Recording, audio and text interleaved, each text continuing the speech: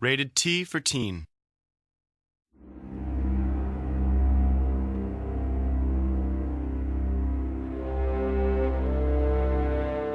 The Empire Earth 2 experience was different from any previous RTS experience, both in the scope of the gameplay, the number of units you have, the number of civilizations you have, the amount of time it spans, and in the features you have, the gameplay features. So with over 380 combat units, 220 buildings, 15 epics, time spanning from the beginning of fighting with sticks and stones up through nuclear weapons, you get a scope that just isn't matched by any other game.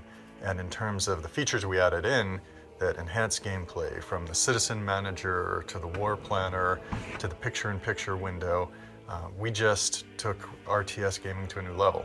Some of the unique things you'd find in Empire Earth 2, where a player would be playing it and say, wow, I haven't seen that before, range from the really dramatic, where you first realize that it's really easy to launch nuclear missiles from your picture-in-picture window to your main screen, to the more subtle, where you're playing and you realize the citizen manager lets you manage all of your resources and manage your economy without ever having to locate an individual unit, pick them out, and to choose a tree to send them to. And you don't have to leave the main screen in order to do all this sophisticated management. Fans of Empire Earth 2 are definitely going to want the expansion pack, the Art of Supremacy. There's just too much in it to miss.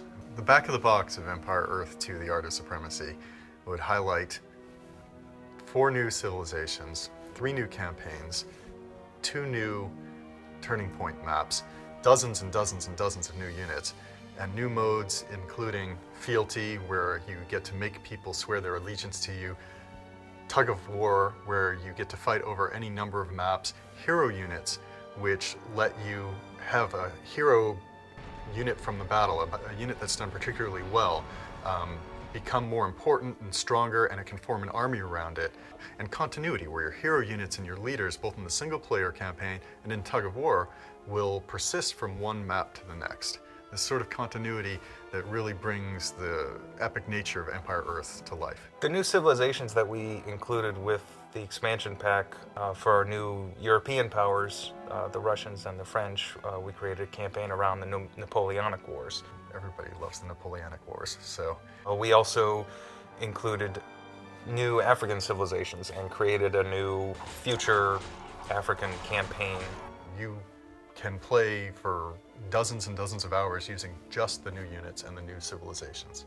Well, every civilization in Empire Earth 2 and the expansion are different. They have different units, they have different powers and bonuses, and so you can play them different ways, play to their strengths, and so it gives the player much more flexibility in terms of finding a region or a civilization that caters to the way they like to play.